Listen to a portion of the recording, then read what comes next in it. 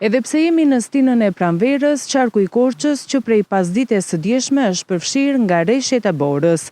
Firmat kontraktore kanë punuar gjatë gjithë natës për hapjen e akseve rrugore dhe momentalisht të gjitha janë të hapura dhe të kalueshme, pa probleme.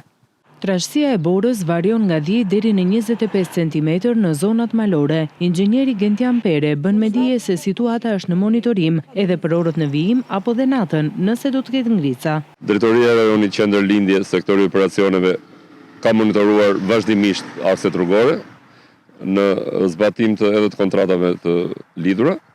Të gjitha firmat kanë qenë korekte, kanë zbatuar kontratën, pastrimin, kriposjen dhe akset pothuajse të gjitha në të gjithë qarkun janë të kalueshme pa probleme. Temperaturat kanë variuar nga -2 deri në 3 gradë, nuk kanë qenë të ulta, por rreshtet e sasia e dëborës ishte e lartë dhe për këtë është pastruar pothuajse gjatë gjithë natës.